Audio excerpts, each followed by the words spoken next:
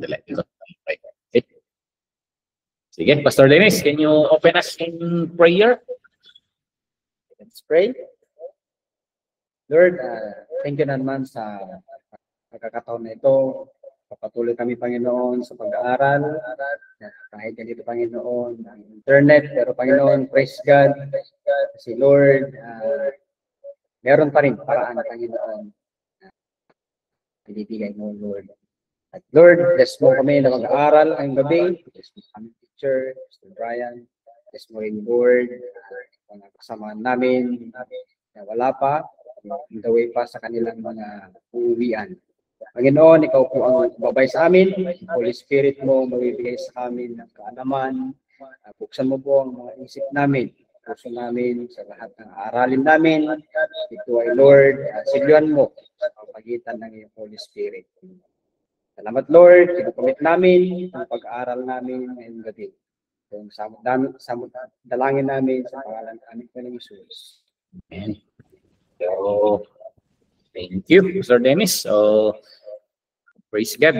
We can resume once again dito sa online class natin. And actually, praise God, may mga nag-i-inquire rin na want to join us in this online. So, may mga classmates tayo dito sa Isabela, Kawayan. So, at sa mga nandito, ilan lang tayo dito, naging busy ang Hong Kong according to Pastora Imelda. Marami silang activity today. And even sa amin dito sa MCWC, 3-in-1 event namin kanina. Pastor's Appreciation, and then Thanksgiving Sunday. We celebrate Thanksgiving every November and everybody's birthday. But praise God. So, makakapagpatuloy tayo. Nauna ang dito sa Poblacion West na nagkaroon ng kuryente, kaya iba yung location natin. So hindi na ako gumamit ng artificial background. Nandito sa background natin ng pulpit. So praise God. Last session natin, yung first kasi na laktawan natin. Sa session 1, pinag-aralan natin na we are trying to look at evangelism in a different perspective. Kasi minsan, niisip natin, pag evangelism, nakaka-guilty, parang nangungonsensya na pag pinag-uusapan ito. Parang it is something na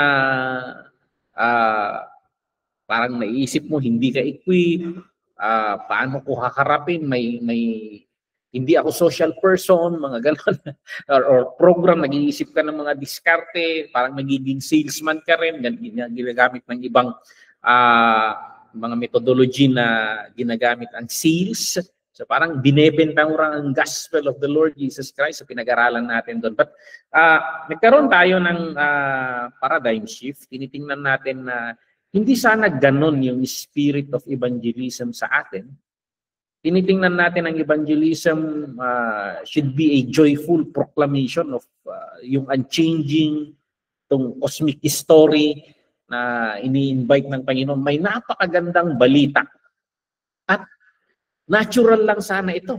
Pag example natin dito, yung woman on the well, yung Samaritan woman, na nung nagkaroon, parang na-realize niya yung sinasabi ng Panginoon sa kanya, and then nakalimutan na niya lahat. She is just excited to go there na siya kaya to yung pinapangako sa atin na inaasahan natin ng napakatagal. Kasi ang dami kong lihim sa buhay, ang dami kong nangyayari sa buhay ko, and alam niya lahat.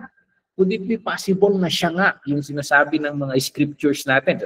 So parang ganun na it's natural and joyful, yung nandun yung joyful spirit. So parang, paano natin maibabalik doon na pag sinabing evangelism, something na exciting, hindi something na kinakatakutan, tumitiklop. Yun yung pinag-aaralan natin nung last time. So, ako natin is evangelism, hindi ito program na para sa mga gifted few. It is a natural overflow of the entire church community sana. Proclaiming of the good news. So kanina, Thanksgiving Sunday, we have three people na assigned to share their personal testimonies Ano yung pagpapasalamat mo sa Panginoon? And yung isa, si Brother Ephraim, and he is just sharing na itong bahay niya, hindi niya in-expect na magkakaroon ng ganong ari-arian, mga ganon. Hindi ko alam kung saan nanggaling, but the Lord provided. So that is a good news na the Lord really provides. So He supply all our needs. So parang ganon na. Totoo kaya yun? Totoo kaya yun? Yung magaganon ang ibang tao? If I give my life to this Lord, ganun rin kaya siya? He supply all my needs rin kaya? And then, yung isa rin, si Auntie Laila, Olnanigon, ikwento niya yung buhay niya na from rags. Masasabi ba natin riches? Maganda na yung mga negosyo nila ngayon eh. Their family is nagboom, maangat na yung buhay nila. Samantalang noon ang dami nilang sakripisyo, nagdi-deliver lang ng tinapay yung asawa niya, and then nagsimula sila sa maliit na furniture shop, and hindi na rin maganda ang sales. But looking back, sinishare niyang kwento ng buhay niya, the Lord has been faithful. And then ang pinakahuling nag-share ng testimony kanina, si Kuya Kenneth, our former vice mayor dito sa Alamot. And sinishare niya yung, kasi ang dami nilang problema sa buhay, nalubog sila sa maraming utang, and then isa na lang yung gumaganang business nila, and the poultry. And here comes, parating yung super typhoon, and hindi really, talagang kanina dito sa pulpit, hindi niya mapigilan yung sa udbot. Hindi niya mapigilan yung iyak niya ng pasasalamat kasi of course, daming failures in life. But DJ, he prayed to the Lord, ito na lang Lord yung ito na lang yung means ko parang mamuhay. And sabi niya, the Lord has been gracious. The Lord has been good. He listens to prayer na hindi na damage. Kung titingnan mo yung location ng poultry niya, nasa tuktok ng yun tatamaan sana yun, but the Lord is so good. So parang ganun na, what if evangelism is that way? Telling of good news, telling our testimonies, diba? In the book of Revelation, that is how we conquer the enemy. By the blood and their testimonies, sabi doon. And personal testimonies. Yun yung book of Acts. They tell their stories, and then totoo kaya? And the Lord really confirms sa buhay ng bawat isa yung evangelism. Hindi you don't go to people and then tell verses. Do they even care about verses? They're struggling in life. And just tell your story how you were able to face situations in life, and then the Lord help you make it through the situation. And pwede rin kaya sa akin, parang ganun. That's the spirit sana ng evangelism. So ayan. So the Proclaiming Community Session 2, pupunta tayo ngayon sa Session 2, and the Grand Narrative, ito yung subtitle na rin, The Grand Narrative, Evangelism in the Old Testament. Titingnan natin itong evangelism in the Old Testament kasi naniniwala ako na ang mga tao sa Old Testament, kagaya rin natin. They are also trying to understand who God is, trying to seek Him, trying to align themselves to Him that His favor may flow. So yun rin yung paniniwala ko na yung pakiramdam natin ngayon, ganun rin yung pakiramdam nila noon.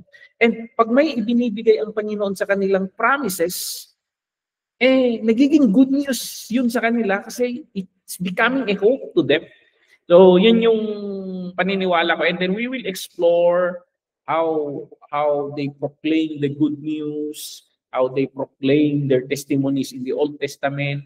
And doon tayo magre-reflect kung paano rin natin i-deconstruct and reconstruct evangelism perspective in our churches. So yun yung titingnan natin na perspective dito. Okay? So next slide. Kasi minsan when we think of the Old Testament, pag iniisip natin ang Old Testament, anong pumapasok sa isip natin? Karaniwan yan ang pumapasok sa isip natin pag sinabi natin Old Testament, rules, meron itong Diyos na laging umuusok yung ilong, galit na galit lagi, judgment, pag may nagawa kang kasaplayan, parang merong nakahawak ng pamalo. May nakahawak ng pamalo sa na Diyos sa kalangitan at yun. And sacrifices, of course, these pictures, nakikita natin ito sa Old Testament. So, and siguro natenga na yung isip natin na ganun nga ang Old Testament. And we don't read between the lines, we don't observe the life of the people na they are just like us. So, ayan, parang ang perspective natin, parang it's a different universe, ang New Testament. At ang Old Testament, wala, tinotolerate na lang natin, pero hindi rin natin pwedeng isang tabi. So, ayan, paano kung mali ang pagkaunawa natin sa Old Testament? Paano kung hindi siya boring na puro rules, puro wrath of God, puro judgment, puro law, puro sacrifice? Paano kung hindi ganon? Paano if we just read Old Testament just how we read the New Testament? We try to understand their day-to-day life. So paano kung titingnan, what if Old Testament actually isa itong thrilling na kwento? Parang pagsasalaysay ng kwento ng Diyos na nagbibigay ng nagpapahiwatig sa glory niya. Paano kung ito launching or the way the Lord unfold yung campaign? Parang nag-iisip ang Panginoon na gumagawa siya ng campaign in this creation to make Himself known. I believe na yun yung very reason kung bakit create ng Panginoon ang tao. I think that is the very reason. And actually, I shared this in the Missions Convention yan sa Hong Kong noon. Parang nung create ng Panginoon ang tao, parang may pasla na pababuyaan na. Parang He wants to make Himself be known. To who? Maybe the angels, the watchers, all of creation, maybe. Kasi he copied Himself. He made a copy of Himself. And then here is mankind. And then we should be mirroring Him. And lahat ng pahiwatig sa atin, yung pahiwatig tungkol sa Panginoon. So what if we look at Old Testament in that manner? So ayan, sa next page, ang pag-uusapan natin, ang big idea ng pag-uusapan natin, good evening, Pastor Johan. So ayan, the big idea ng pag-uusapan natin, yung Old Testament, hindi ito static book of law. So ito yung gusto kong tingnan natin. Hindi ito batas, hindi ito listahan ng mga batas or kwento ng mga paghuhukom. Ang Old Testament is a dynamic story. Kwento ito ng Diyos na meron siyang mission to rescue people. And in this rescue, He is using people to proclaim His glory to the world sa pamamagitan ng kanilang presence and yung proclamation nila. So I place a picture dito. Itong picture dito, from the very beginning, He created mankind, creation of the world, and then dito makikita ninyo yung ark of Noah, and then he dealt with Abraham, and then yan, tuloy-tuloy lang hanggang kay David. And this is an unfolding story hanggang sa He will reign forevermore. He will reign. It is a dynamic story.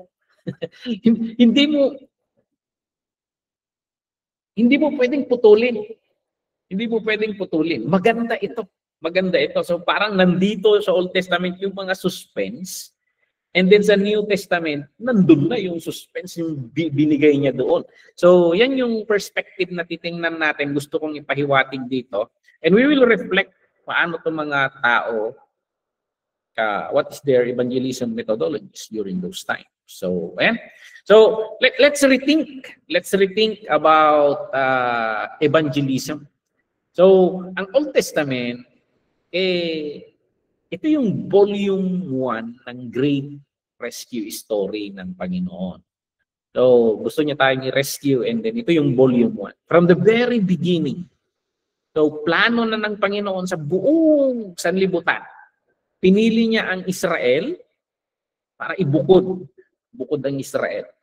Para namumukod pangi. So, parang ang umpisa kasi, create siya ng, lahat ng creation ginawa niya, and then lumikha siya ng isang creature, yung mankind, na bukod pangi sa lahat.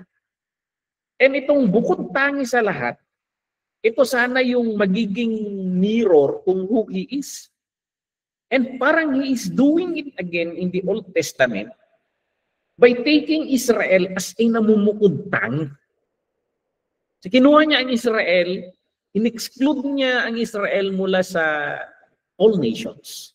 And then ang gagawin niya sa Israel, He would bless them. He would bring them into light. So parang i-highlight niya sila sa buong mundo. And ang lahat ng bansa, they will be in awe of this God. And they want also to become subjects of this God. So yun yung one. So sa Old Testament, makikita natin na, kaya nga sinasabi ko na ang Old Testament, hindi, ang Bible kasi minsan napaka-simplistic. Sinabi natin Old Testament, New Testament. But actually, ang Old Testament is composed of many testaments. Many covenants. So dito, covenant of Adam, and then covenant of Noah. May meron pa isa covenant of the Edenic. Noah, Abraham, Moses, David. And dito yung pinaka-peak. Dito yung pinaka-peak. And then continuation, and we are in this area. So, napakaswerte natin na dito tayo pinanganak. What if ipinanganak ka? Tapos, pinanganak ka noong panahon ni Abraham. Tapos, nandun ka sa kaharian ng 10 hari. Tapos, pinatay ka lang nila pagkapagkasilang mo. So, parang, what's the point? Parang ganun yung pan . Pero makikita natin na napakaganda ng flow, and we need to understand this story because evangelism is storytelling. Evangelism is communicating the message. Okay? So, ayan. Ang contrast kasi yung common view, Old Testament is about excluding the nations. And sa biblical view naman, hindi. Old Testament is about Israel blessing the nation. So, yung common view, kinukuha ng Panginoon yung Israel and ini-exclude niya mula sa lahat ng bansa. Pero kung we reread the scripture and we try to understand, ang ginagawa ng Panginoon, kinuha niya ang Israel and He wants to bless Israel, and then through Israel, the nations will be blessed. Gusto ng Panginoon na yung blessing niya, ibuhos niya sa Israel at gagapang yan, dadaloy sa ibang bansa. Yun yung ginagawa ng Panginoon. And that would be a picture also sana on what's happening sa atin in our evangelism. You need to be, paano ka mag-evangelize kung wala ka namang nararamdamang na-experience na blessing? Parang nag-Kristiyano ka, wala rin lang. Hindi kaya gano'n ang mga Kristiyano ngayon, Pastor Dennis? Na wala rin lang pinagbago? Kasi ako, personal testimony, I am not a pastor if I did not experience the blessing of God. I am not the pastor if hindi ko naranasan yung grace of God. That's why, yun yung pinanggagalingan ng mga messages, yung goodness of God. Yung goodness of God. So imagine if religion yung tinanggap mo. Ang religion is static yan. Pero ang Diyos natin, dynamic ito. So we need to take note of yung mga ginagawa ng Panginoon, and yun yung mga messages natin, yun yung ikwekwento natin na the Lord, ito yung pattern, tingnan natin. The Lord will bless Israel, and then Israel, other nations will be blessed through Israel. So that pattern should be the pattern of us believers. The Lord, kung gusto mong maging evangelist ako, kung gusto mong maging proclaimer ako ng good news, you need to give me a good news, Lord. You need to give me a story that I will tell. So, you need to bless me so I can be a blessing to others. So, yun yung pattern dito. So, yun lagi kung titingnan mo sa Old Testament. Okay? So, ayan. Ang strategy ng Diyos sa redemption ng world, paano niya nire-redeem ang world? So, ito. God's strategy for redemption unfolds through two powerful complementary methods. So, yun yung pinag-aralan natin, nag-introduction tayo noong last session. Yun yung centripetal and centrifugal force. So, ayan, dun yung methodology and magdidigin tayo dito ngayon. Laging sinasabi ni Pastor Brian na centripetal at centrifugal. Sa physics kasi, for example, itong kutsara, tatalian ko to. And then, paiikutin ko. Lahat na, mabilis na ikot. Yung dalawang force dito, may force sa dulo dito, may force sa dulo doon. Ito, pag ito yung hinahawakan at pinaikot ko, yung force na nandito, hinahatak niya yung force mula sa labas. Kaya centripetal, center focus. Yun yung ibig sabihin. So, ang evangelism na centripetal is that ina-attract niya yung mga nandito sa labas, na-attract niya sila paloob. Ang centrifugal naman, yung force na palabas. So, ibig sabihin, itong force na nandito sa loob, they are being sent to bring the force outside. So, parang ganon. So, ayan, sige, usad tayo sa next slide. Yun yung titingnan natin. Next slide. Itong part, sige, centripetal evangelism. Ano tong centripetal? Center focus. Yun lang yung ibig sabihin yan. Gumagamit kasi tayo ng physics terms. Kasi, wala. Yan yung itinawag ng mga theologians natin sa study nila ito. Kasi this is not my idea. This is a concept na create ng mga theologians and then we are just rediscovering it. Centripetal evangelism. Ang concept nito is come and see mission. Come and see. Hali kayo, saksihan ninyo. Ang Israel ay inilaan ng Panginoon ng Israel na maging magnetic community. I-bless niya ang Israel and sa blessing na dumadaloy sa Israel, maa-attract ang bansa, ang mga bansa. Magtatanong sila, bakit bless na bless kayo? So, bakit meron kayo nito? Bakit ang ayos nila? Nandyan kayo sa wilderness. Na namumuhay kayo sa disyerto. Bakit ang lago-lago ng agriculture ninyo? And actually, Israel is dito sa IFSU, Ifugao State University, ang mga graduates natin dito ng agriculture, they are being sent to Israel para pag-aralan nila ang agriculture doon. How come na disyerto?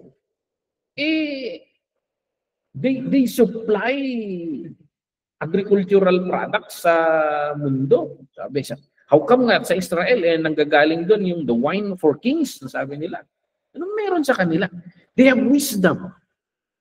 How come na yung system ng administration nila ng gobyerno napakaayos? How come na they are always blessed by the gods? Forced by the gods, sabi ng outsider.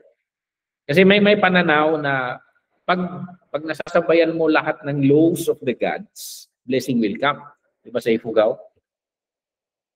Kapag hindi mo nasabayan yung laws of the gods, may na-violate ka, may kapatid na namatay, nag-aaway-aaway yung mga matatanda kasi ang gusto nila, pag papasok nila yung kabao, dapat haharapin niya yung paglubog ng araw, nag-aaway sila, dapat yung pagsikat rin. Yung pituan, gusto pa nila na buksan yung kabao, tagilid nila, talikuran niya raw yung pamilya niya. Kasi may mga mapahiwatig, pag hindi mo nasunod yun, yung mga pamahiin na yon, sa Ilocano, ganun eh. Pag hindi mo nasunod yung mga yon, may na-violate ka sa mga rules ng mga gods, hindi aayon ang mga bagay-bagay ng buhay, mga swerte sa buhay sa iyo. Kahit alam nyo yan sa Chinese, sa Hong Kong, mga feng shui. Pag hindi mo nasunod yung mga yan, darating yung mga malas. Aalis swerte, sabi ng Chinese. So parang gano'n. How come na the gods are blessing you? Give us understanding on how you do, how you appeal to them. So parang gano'n, justice. So ma-attract sila and they will come. So ito yung tinatawag natin na ginagawa tayo ng Panginoon na magnetic community. So ang example natin dito, pag-aaralan natin yung itong centripetal force. Ang case study natin dito ay yung wisdom ni Solomon. Wisdom ni Solomon. So isang case study natin yon. Kasi yung kingdom kasi ni David, lalo na itong anak niya si Solomon. Si Solomon ang naging epitome. Siya yung naging kilala talaga ng Israel sa buong mundo. And people would come na they say this king is wise. They say na he understand great things. Parang gano'n. Ang dami niyang karunungan and he solved issues and naging world advisor ito sa mga different kingdoms. So parang gano'n. So yeah, I chose that picture, the picture of this is King Solomon and this is Queen Sheba. So ayan. So Queen Sheba, the Queen of Sheba, was drawn to Solomon's wisdom and prosperity. So, ayan. And in the end, noong nasaksihan niya yung wisdom and prosperity of Solomon, makikita natin later yan. Ang result nito, pinuri niya yung Diyos ni Juan. Pinuri, hindi si Solomon eh. Pinuri niya yung Diyos ni Solomon. So, titingnan natin later yan. So, usan tayo.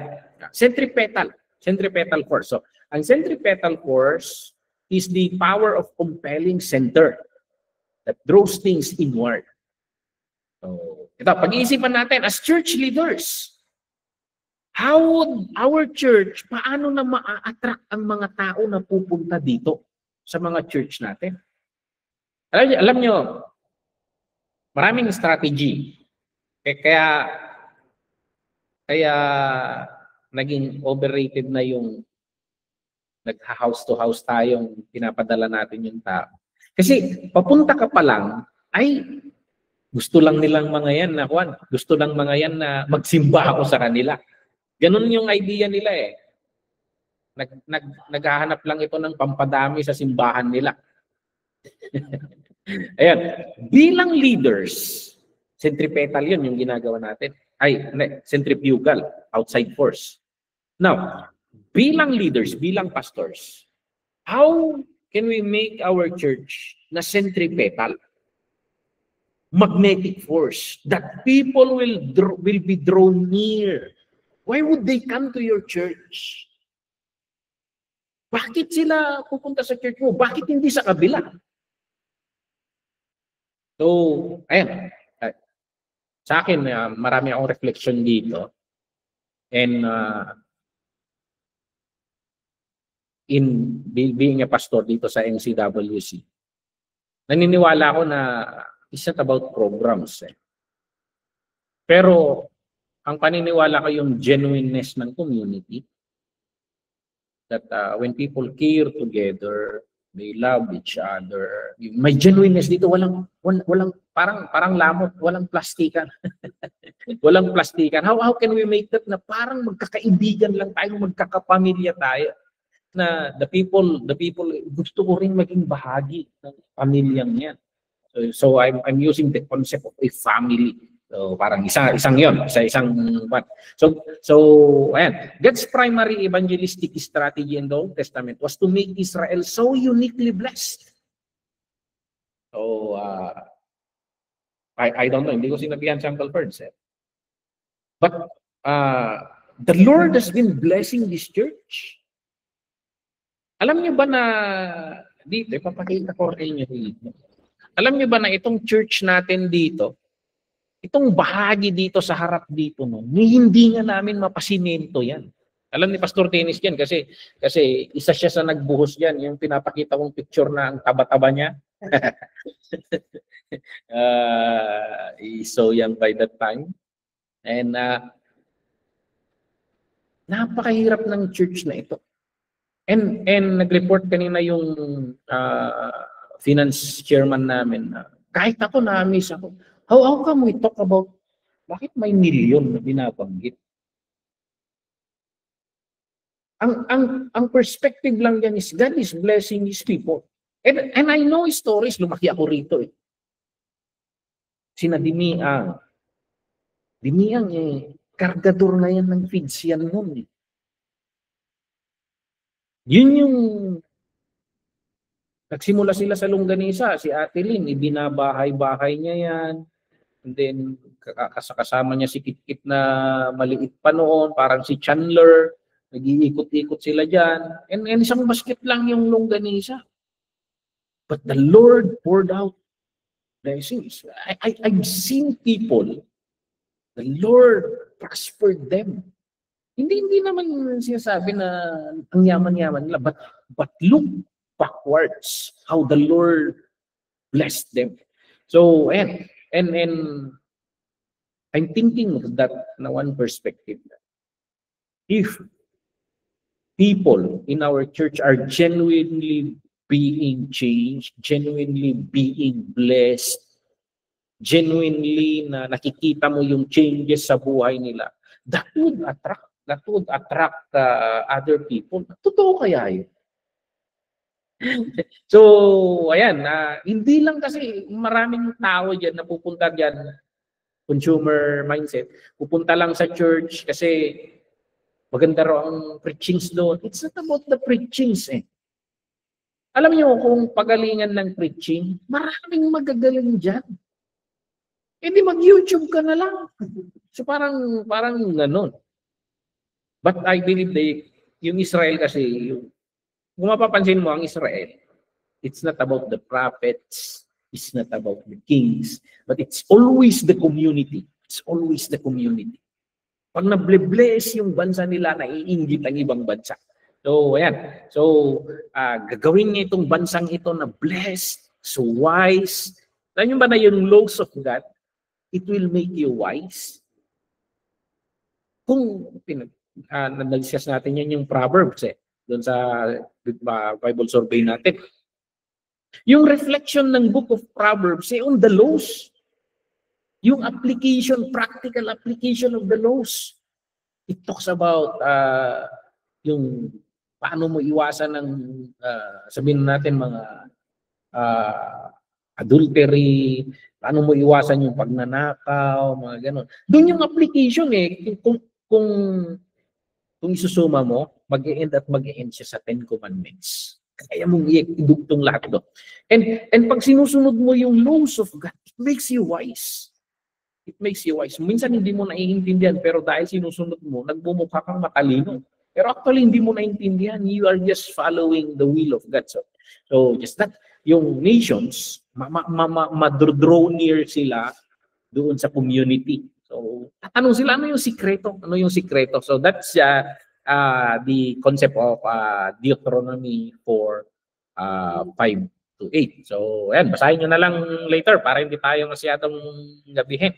So, itong concept na ito,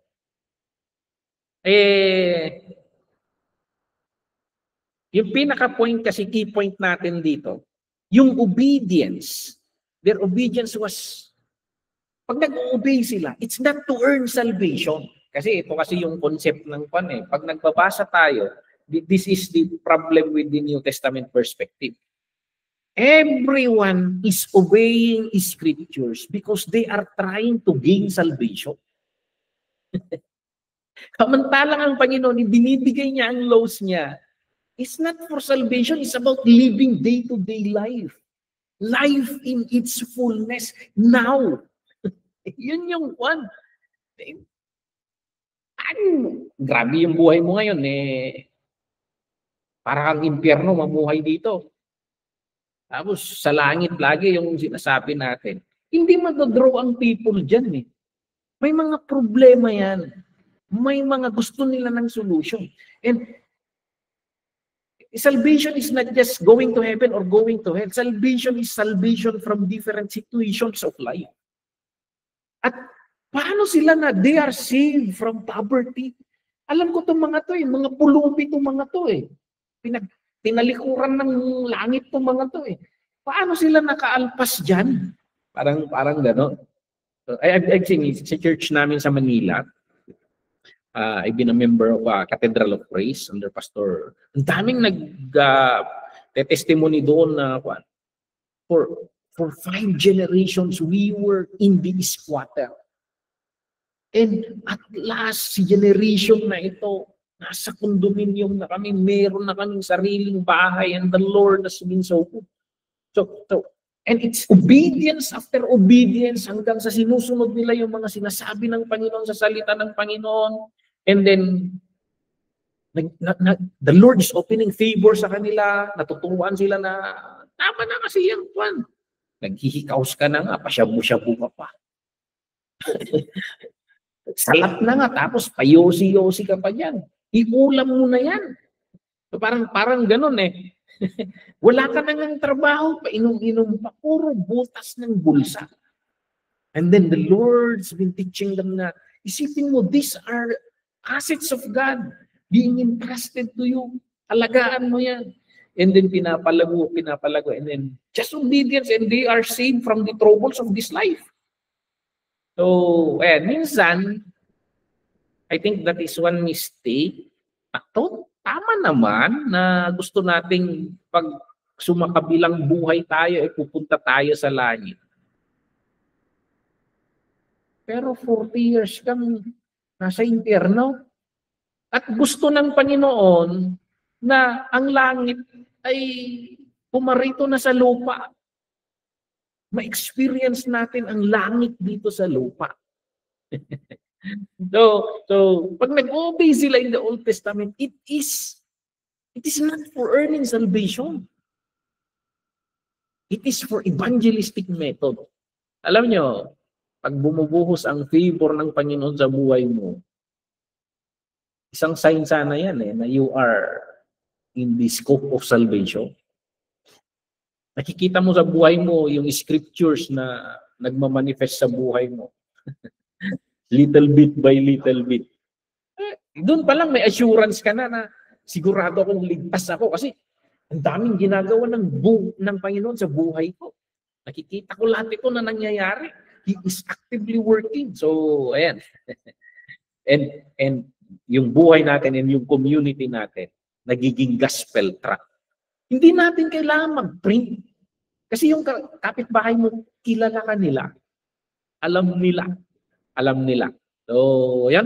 So, yun yung isang concept dito sa centripetal. How could we become the gospel track? Yung kwento mo ang nakadistribute. Now, tingnan natin yung case study sa buhay ni Solomon. So, ano ba yung buhay ni Solomon? So, itong principle kasi ng centripetal, it draws near. It draws you at the center. Naging epitome ito noong panahon ni Solomon. So, makikita natin yung kwento dito sa Kings chapter 10 verse 1 to 9. Basahin nyo na lang yun. Yung kwento ng Queen of Sheba. Alam niyo ba na may speculation na itong Queen of Sheba, inililink sila may sabi-sabi na laro ng isip nila Queen of Cebu daw ito, Queen of Cebu. So, itong Queen of Sheba, nabalitaan niya yung kwan. Tingnan niyo, hindi niya kilala si Solomon. Nabalitaan niya. Itong Solomon naging so famous. May chismis na may reputasyon nito na matalino po. So, and matalino ba talaga to? she went there to test, magdala ng mga hard questions, mga ganon. So, and nasaksihan niya mismo yung wisdom. Nasaksihan niya na hindi lang sa wisdom, nakita niya kung paano i-run ni Solomon yung household niya, yung kingdom niya, yung order. Yun yung paano niya asikasuhin ang mga asikasuhin yung mga tauhan niya. Ayun, kitang-kita nila. Alam niyo, pag maayos ang buhay ninyo, pag maayos ang buhay natin, hindi mo kailangan it's a result. Ang orderly life is a result of wisdom. It's a result of wisdom. Kaya nga, pag tinuturuan natin ang mga young people, nagsisimula sa sinasabi natin, pagbangon ninyo, tupiin ninyo yung kumot ninyo. Kasi, may kinalaman na ang wisdom doon. May kinalaman na ang wisdom. Orderly thinking. Yun. Hindi yung para kang manok na paglabas mo, nagtaraot ka, apunam tumanay. So, ayan. Nakita niya rin nasaksihan niya rin yung worship life ng Israel. So, ayan, yung worship life ng Israel, the center of worship. Kasi binangon ni Solomon kasi yung temple. Diba to yung wish ni David? And the Lord granted na kay Solomon. Nakita niya yung orderly ng religion. Alam nyo, in the Old Testament, in the ancient time, ang religion is a political tool. Isang bagay ito na to unify the nation. Political tool ito. Pero yun yung nangyayari sa ibang kingdoms. Pero sa Israel kasi, hindi ito political tool. Because they have fellowship with their God. They experience the God because God is in their midst. So, may experience nila yung mga signs, wonders, and miracles of this God. So, hindi siya political tool. It is real to them. We read their scripture. Ang nagkikwento ay hindi mga politicians. Ang nagkikwento ay mga prophets, mga ordinary people, itong mga nagkikwento nga itong mga prophets mostly nga anti-kings Anti-kings itong mga to. So, ayan. Tingnan natin yung conclusion niya. Yung conclusion ni Queen of Sheba nung nasaksihan niya. So, ito, yung verse 9. Blessed be the Lord your God, who has delighted in you and set you on the throne of Israel. Because the Lord loved Israel forever, He has made you king to execute justice and righteousness. To execute justice and righteousness. Alam niyo itong mga justice. Justisya at katuwiran. Katuwiran isa. Ibig sabihin, we have laws. And then nasusunod natin yung laws. Yun lang yung Laws are wisdom. It is the defining factor for what is right and what is wrong. Kaya nga sa bansa natin, na ang gaganda ng batas natin. Pero iniikutan natin ng batas Matatalino sa utak. Pero tuso sa kamay, tuso sa bulsa. And this is very sad in our country na nasa sistema na. So, if only we have leaders who will follow, sabi ni kay Mayor Buyagawan ko, kay Mayor Buyagawan ko narinig ito. Pag magiging leader ka, hindi mo kailangan maging matalino.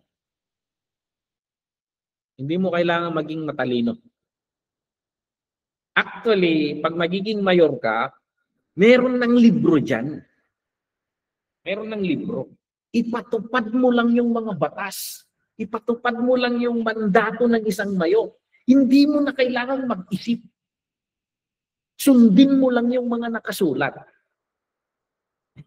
So ayan. Kaya dito sa Lamot, naging slogan natin ng walang plastikan sa Lamot. Yung mga order na pinapatupad ni Mayor, hindi naman siya gumawa ng batas na yan Nandyan na yan. Jaywalking. Helmet wearing. Sino bang gumawa? Ipinapatupad niya lang yan. Yung classification of trashes. So, low sanitation. Do not spit anywhere. Salamat. Sisitain ka lang dyan. And, tingnan ninyo, dito sa Lamot. Sasabihin nila, matalino, powerful yung mayor ninyo. Bakit? Wala namang bagong ginawa. Nandun na yung mga batas na yun eh. Pinapatupad niya lang. And in Solomon, kaya sa, actually kung pupunta kayo sa Deuteronomy ata yun, na yung king, kailangan niyang magsulat ng sarili niyang kopya ng Genesis to Deuteronomy. Isusulat niya yun mano-mano to force him to understand the law. So, ayan. Napansin niyo kay Joshua, wala namang bagong sasabihin eh. Just meditate on this day and night. Meditate on this day and night. And pag na-apply kasi natin sa buhay natin, yung mga laws of God, mababago yung buhay natin. Mababago yung buhay natin and magniningning tayo. That is the very reason na si Jesus Christ, teach them to obey everything I have commanded you. Ang daming Kristiyano, ang talino nila, ang dami nilang alam ng verses, ang dami nilang alam ng scripture. Kumusta ang buhay? Ito yung sabi ng ni Pastor Kyosok sa akin sa Korea noon. I understand you are Pentecostals. So when the Holy Spirit moves, after He moves, what's next? Sa akin kasi, I do not focus much on that. When I read something in the scripture, sabi niya, how would I apply it? Kaya pala sa Korea, nung pagpunta namin, kasi 15 days kami doon, pinag-aagawan kami ng mga, pag nag-lunch na, meron nang naka-assign na maglilibre sa amin and they bring us to high-end restaurant. And then, pag makukan mo na ang yayaman ng mga tao. Kasi, in the scripture, may sinabi kasi, na when you bless the man of God, kahit yung tubig na malamig eh. And they are very literalistic din niya eh. So, ayan, sa atin, puro give, it shall come back to you, press down shit. Puro get naman eh. Kahit nga pastor, puro get eh. So, ayan, parang we don't apply it in our life. But dito, yung I am just emphasizing dito, execute justice and righteousness. Execute justice and righteousness. Ito yung He has made you king to execute justice and righteousness. Kasi yung mga sumunod na anak ni Solomon, anak ni David, meron naman na yung laws eh. The problem is they don't execute the laws. So ayan, the punchline. So hindi niya lang kinomplement si Solomon. She praised God.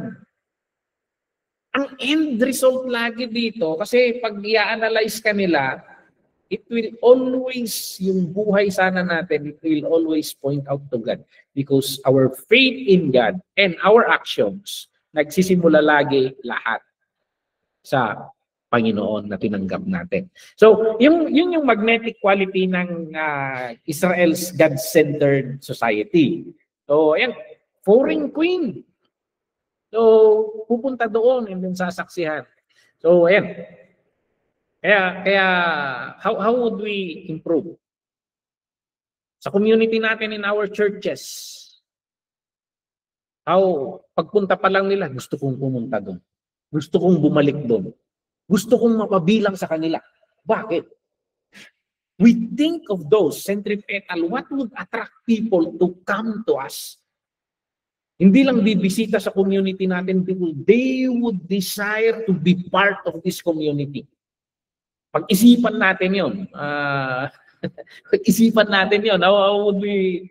Kasi ang daming propaganda natin minsan sa church. People come, but they don't return.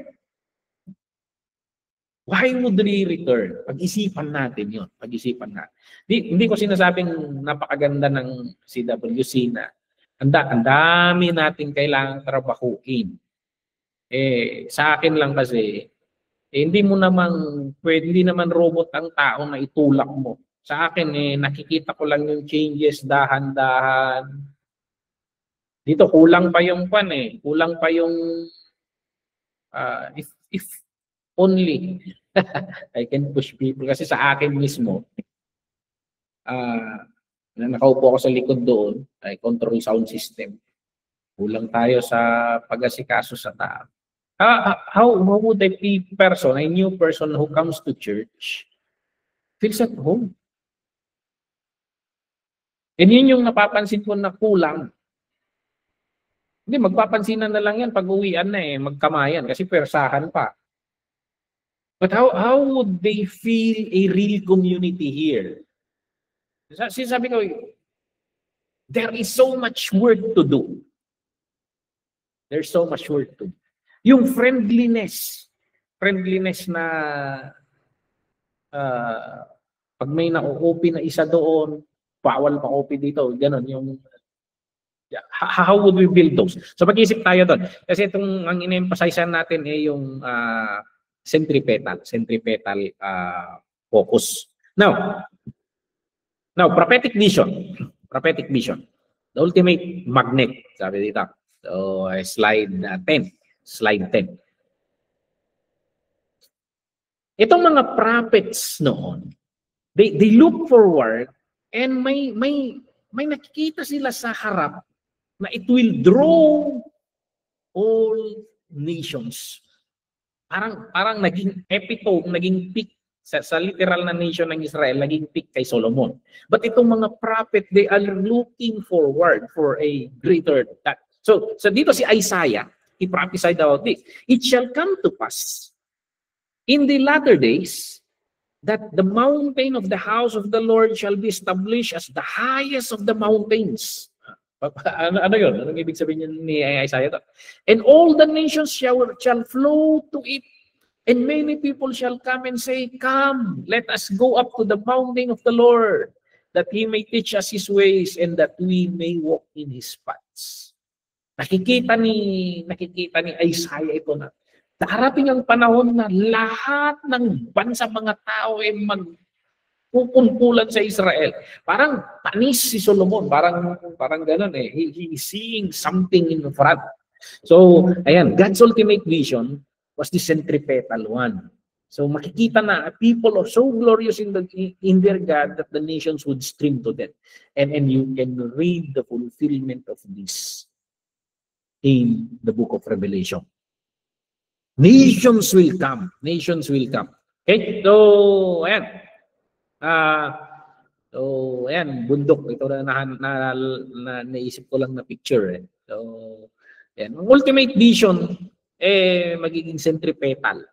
It will draw near, it will draw all people to that area. So, read the book of Revelation. Okay? So, anong oras na natin, Pastor Dennis? 10:16. Okay, so bibilisan natin. Now, part 3. Tingnan naman natin itong centrifugal. Yung centripetal kanina, yung come and see na sinasabi natin. Itong centripetal, come and see mission. So, ayan, come, and then makikita nila, it will draw people in the center. Now, dito naman sa next na point, yung centrifugal concept na sinasabi natin, yung go and tell naman, yung lalabas. Ito kasi ito yung pinaka-common na concept na iintindihan natin pag evangelism. Ito lagi, go and tell. Pero ano ba to? Paano nila ginawa sa Old Testament ito? Paano nila ginawa sa Old Testament? So, alam niyo yung heart ng Panginoon, hindi lang magnetic. Hindi niya lang ina-attract yung mga ibang bansa patungo Israel. Missional rin ito. He also sent people out. Hindi naghihintay ng Panginoon kasi may mga hindi lalapit. So, in the Old Testament, may mga hidwaan ng mga bansa, may mga kalaban ng Israel, and they won't come. They won't come. But ang Diyos natin, He is centrifugal also. Nagpapadala siya. So, ayan, from the center, from Israel, becomes a message that is to be delivered outside. Okay? So, yun.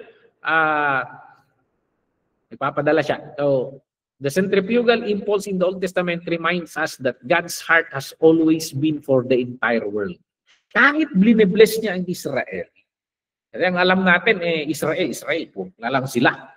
Pero makikita mo dito na ang Panginoon, iniisip niya rin ang ibang bansa. Ang case study natin dito, itong reluctant prophet. Reluctant missionary. Sino ba?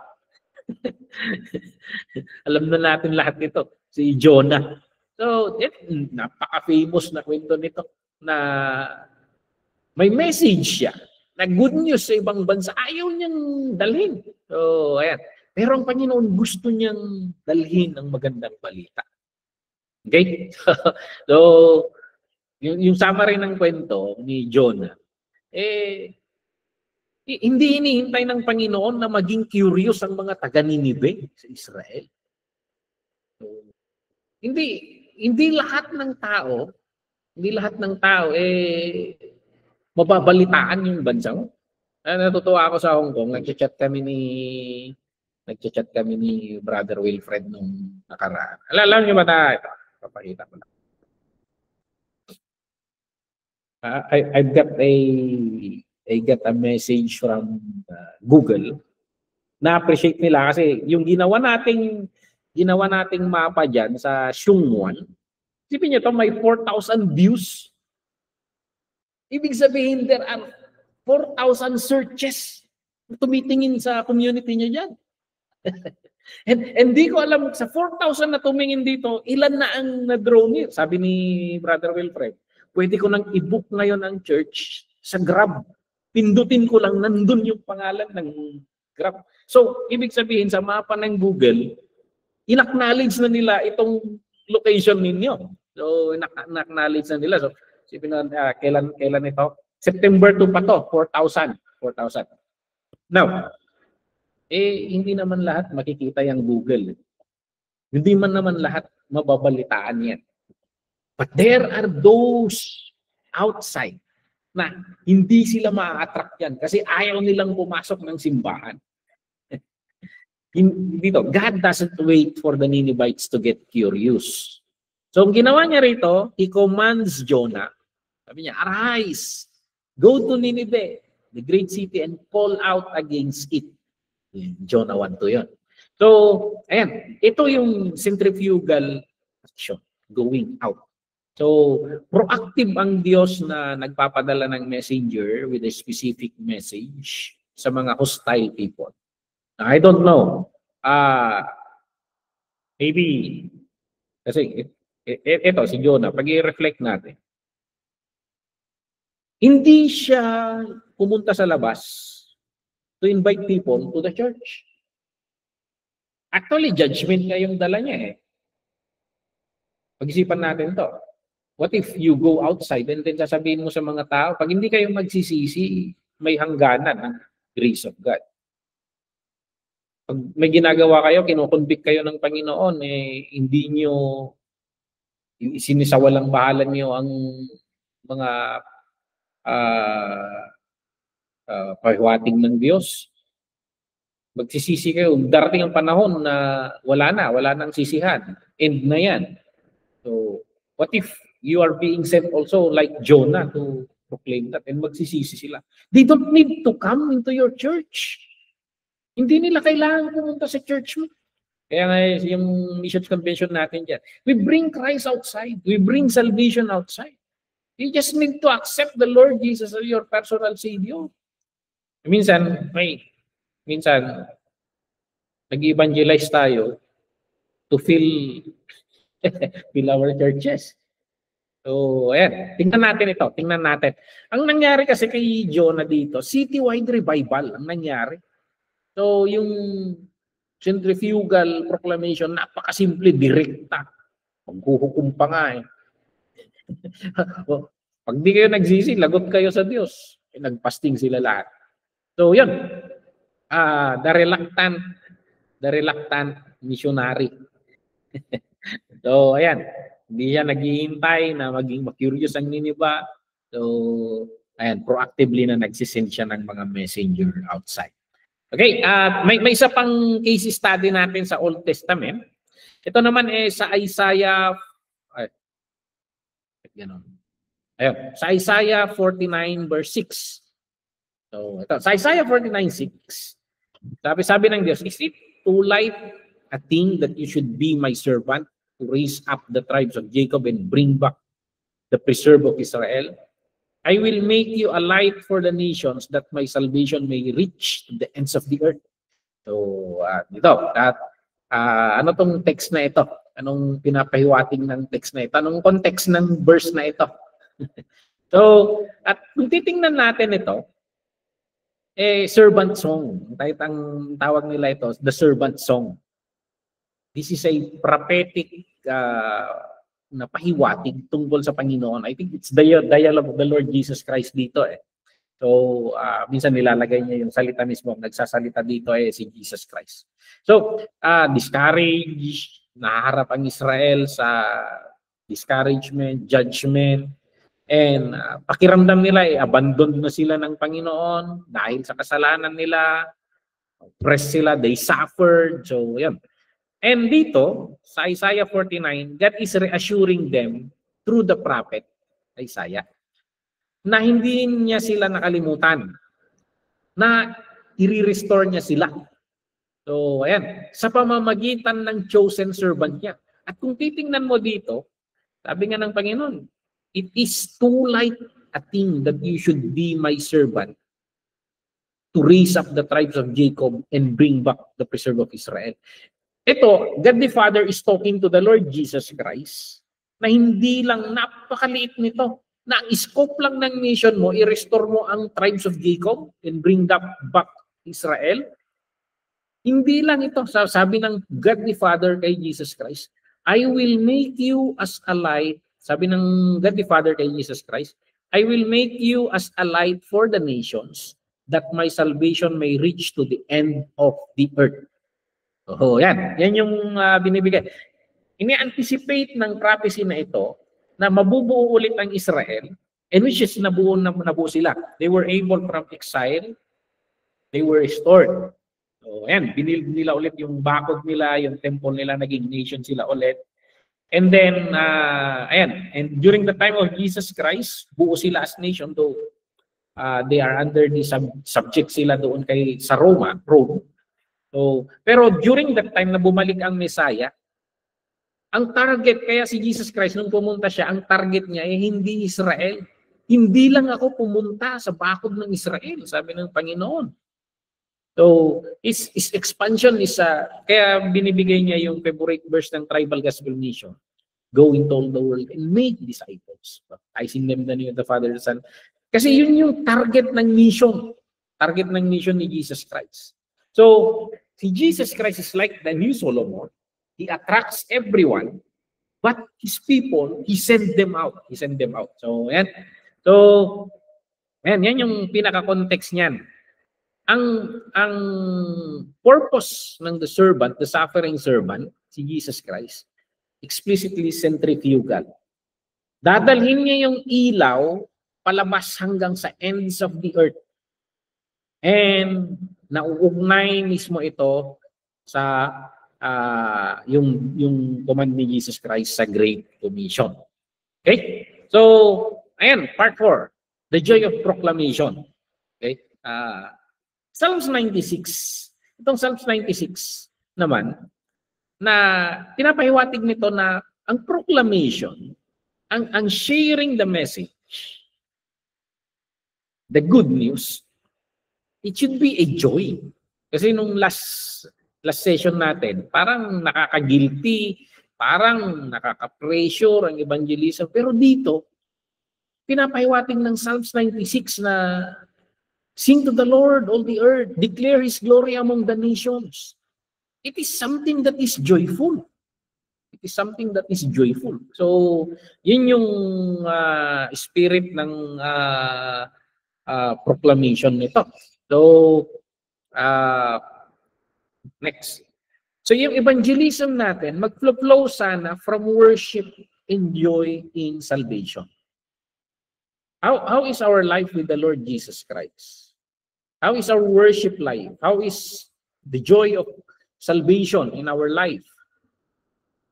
Yung experience sana natin, yung pinagmumulan ng joy ng proclamation natin.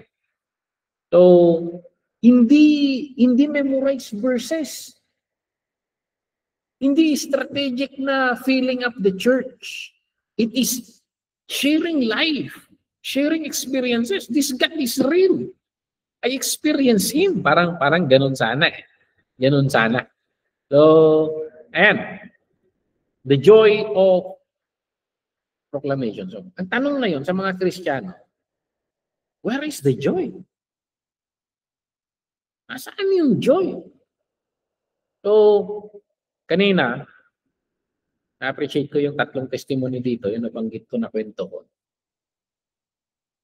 But the sad thing sa kwentong yun,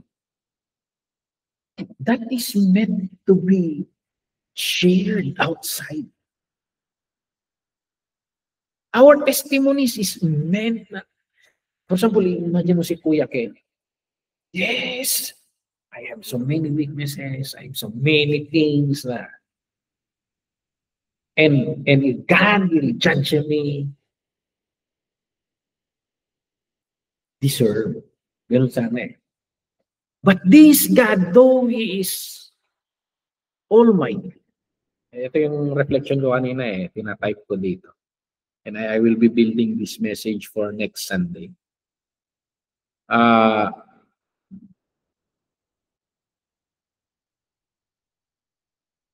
Reflection. Yes, even though God is great, He's great, He's powerful, He is fierce, He is stronger than that super type.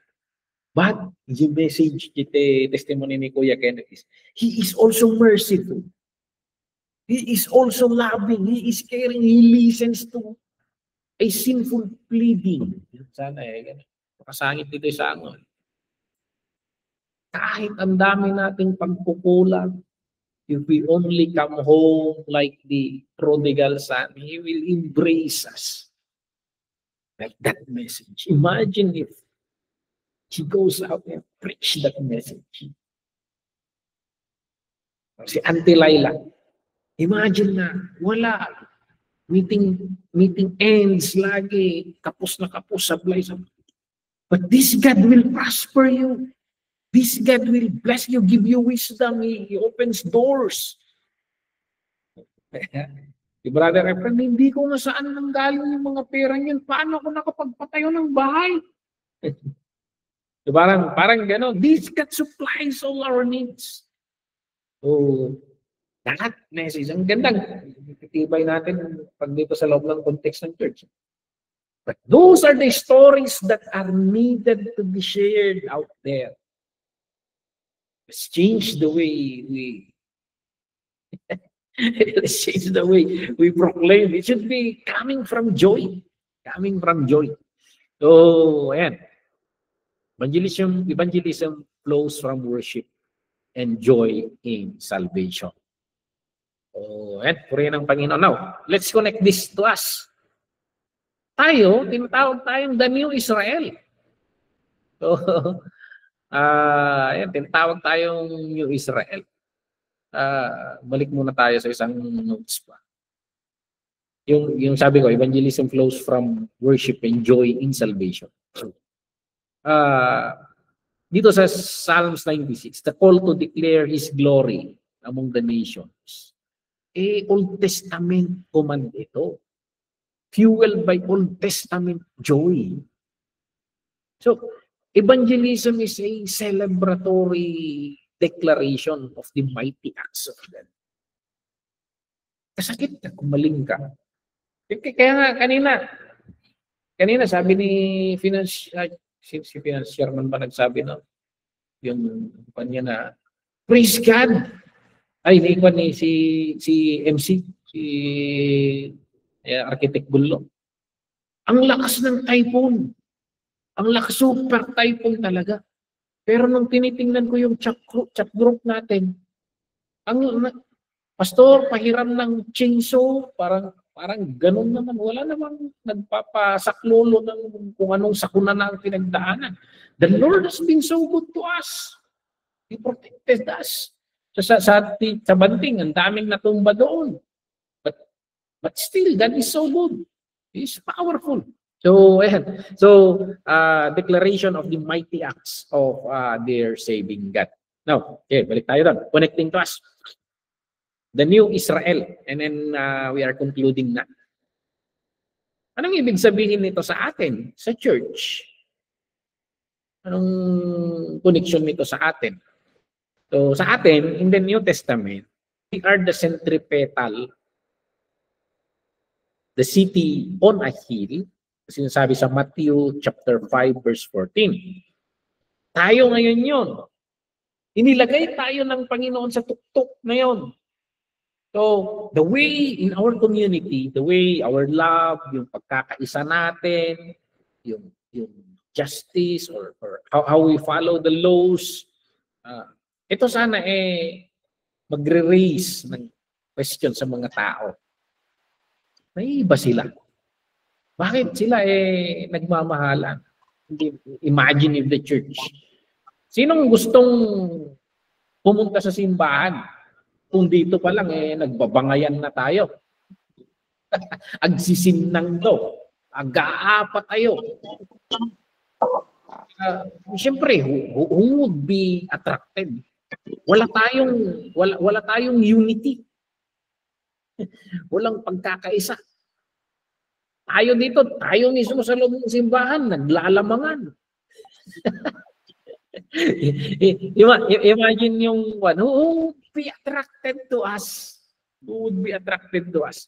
Kaya the best thing sa atin is how can we build our community? How should we learn how to love each other? How to forgive each other? How can we build the unity?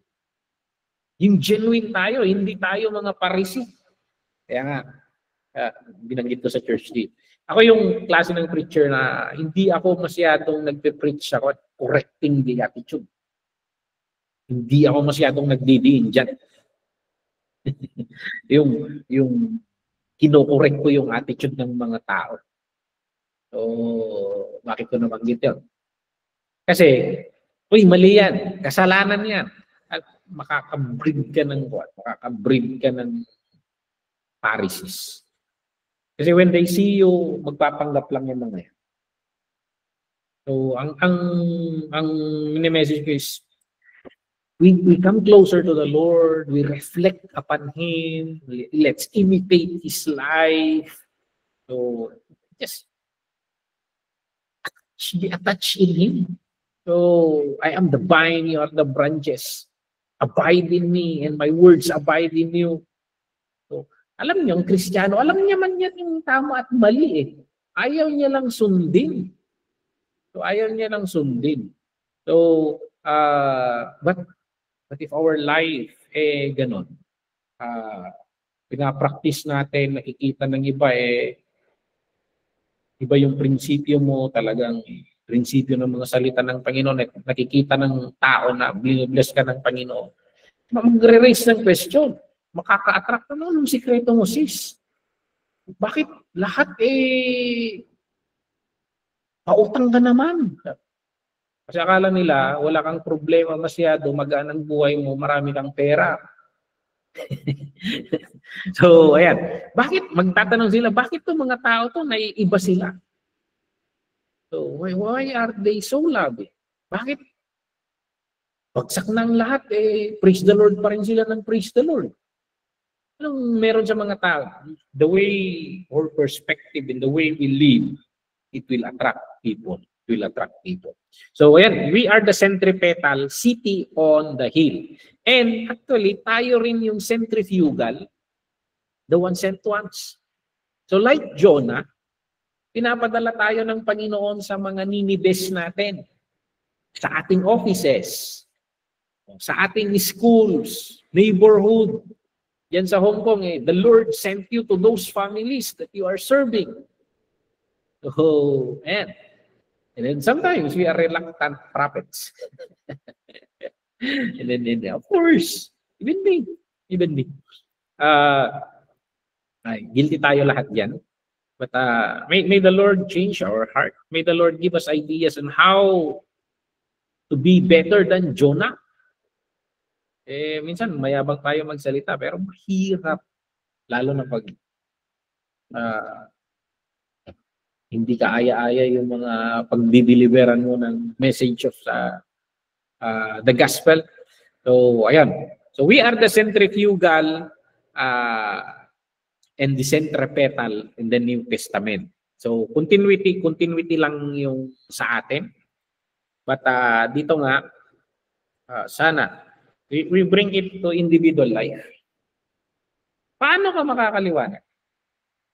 In what way the people will be attracted to you? In what way modern Shivas, Queen of Shivas, the modern people will come to you? Anong bagay ng Panginoon ang makaka-attract sa kanila towards sa atin? And on the other hand, tatanong rin natin, anong mensahe ko when I go out? And pinag-uusapan nga natin, it doesn't make, kasi yung context ni Jonah kasi, rebelling people. Pagdadalhan ng gospel. Pero, how would you be, what message do you bring outside? Yung sabi nga natin, in the Psalms, yung pinag-aralan natin kanina, sa Psalms, it should be joy of proclamation. Think of the good things that the Lord has been doing to you. Maybe, anong practical application nyo?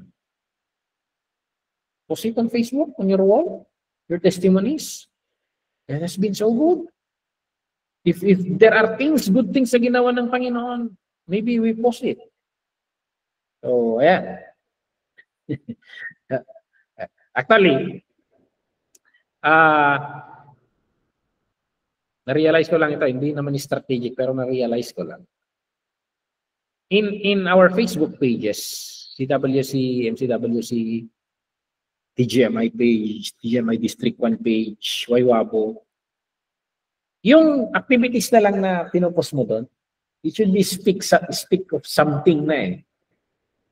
Speak of something na about the community. So pag-isipan rin yun as a church, how would you post?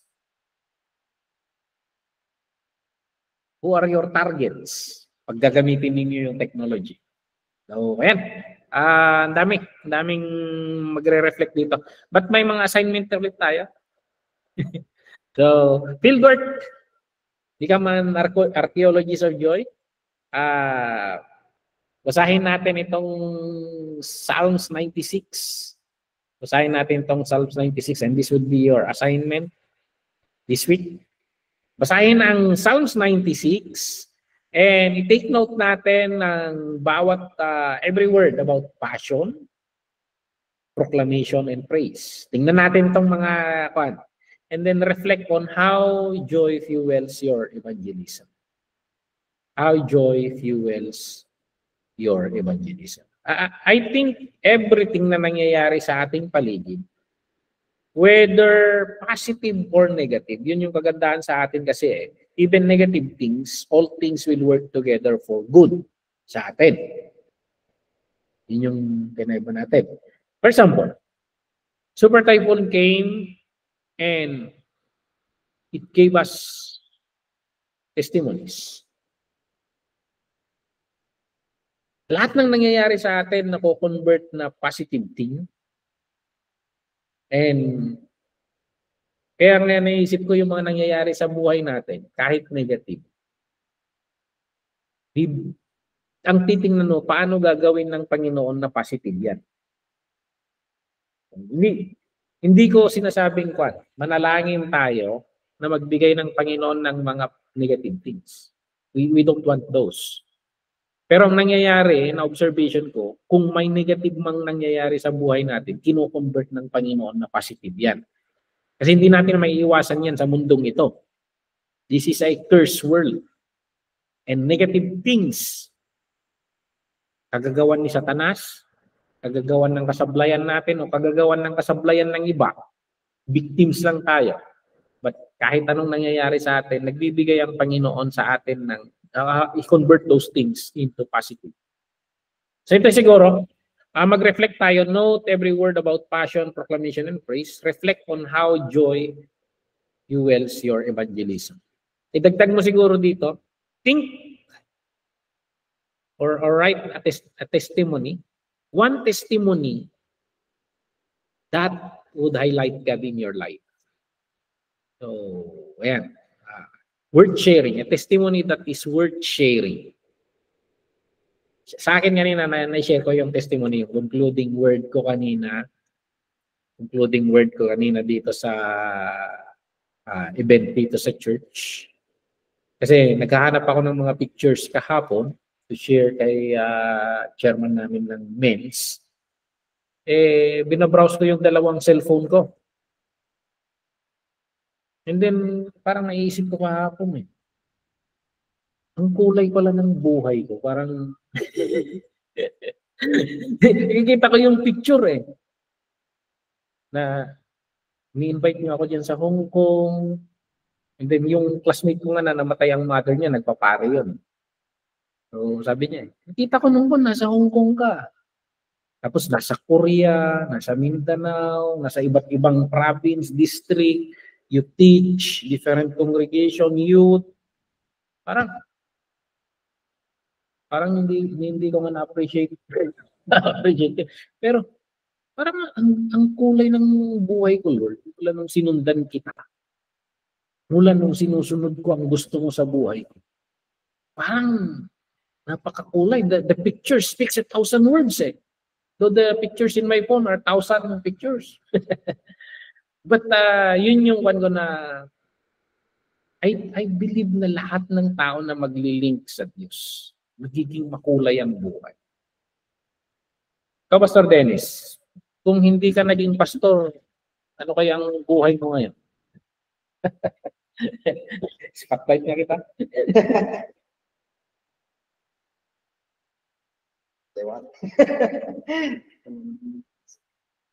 Sana ko pupulutin pag hindi ko Iisip ko Siguro sa akin, pag hindi ako pastor, napaka-boring siguro ng buhay ko sa Saudi, Middle East. Nandun ka lang sa mga tuktok ng mga buildings. Bukas babangon ka na naman. Ganun paikot-ikot lang ang buhay. But I believe the Lord is inviting us to involve ourselves to His story. And nagiging makulay ang buhay natin. Kasi parang ang buhay ng Panginoon napakakulay Alam niyo yung kulay pink ng damit? Pag inihalo mo sa makukulayan ng lahat.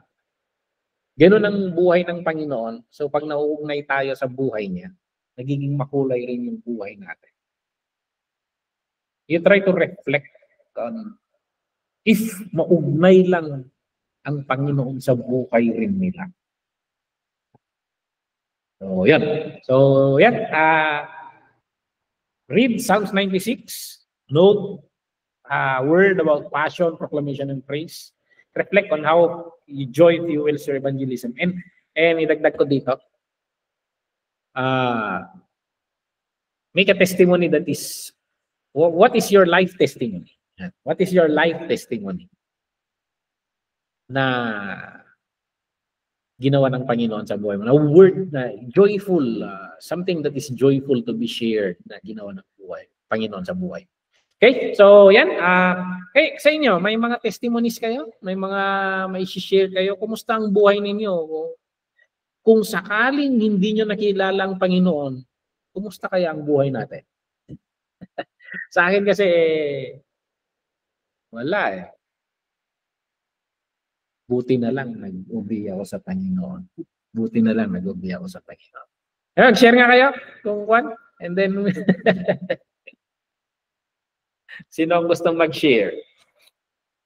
Gumanda ba ang buhay nyo nung tinanggap nyo ang Panginoon? Sumunod kayo sa plano niya? Or kasi kung hindi, tama na yan. Ba't ka pa nag-Kristiyano? At pag gumanda naman, kailangan mong ibahagi yan. Kailangan mong ikwento yan.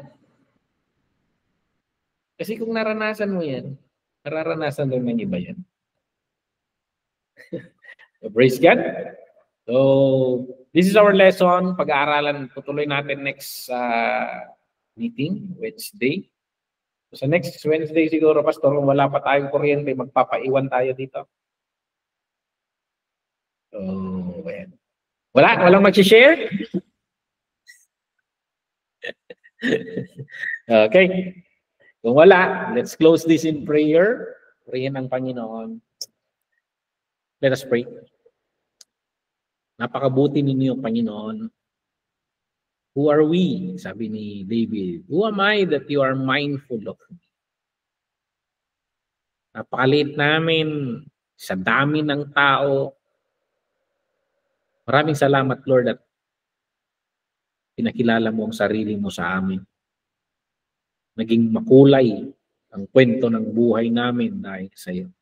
Mahirap ang buhay, pero nakakayanan namin dahil sa iyo. Maraming salamat sa kabutihan mo, Lord. We ask the Holy Spirit to open our spiritual eyes that we may see the good things that God is doing in our life. Dito pagmumulan, Lord, ng aming evangelism, the proclamation of the good news. Help us see the good things that God is doing in our life, that we may have a message to proclaim. Bless each and everyone sa amin, Lord, sa aming mga pastors and leaders dito sa course na ito, Lord. I pray, Lord, na give us creative ideas on how evangelism can be done better in our church. I pray, O God, na ayusin mo ang aming mga community, that we may be able to become a centripetal, an attraction, that people will be drawn towards us. And Lord, give us the passion to tell the good news that you are doing in our life, and the strength and joy to proclaim them, Lord, to others. Bless mong bawat isa sa amin, Lord, kahit sa pamamahinga namin, ikaw ang mag-restore ng kalakasan namin. Bless mo rin ang susunod pang mga session namin, and give us more ideas, O God, on how to proclaim your message. Maraming salamat. Ang panalangin namin sa pangalan ni Jesus. Amen. Amen. Hallelujah. And good night, everyone. Purihin ng Panginoon.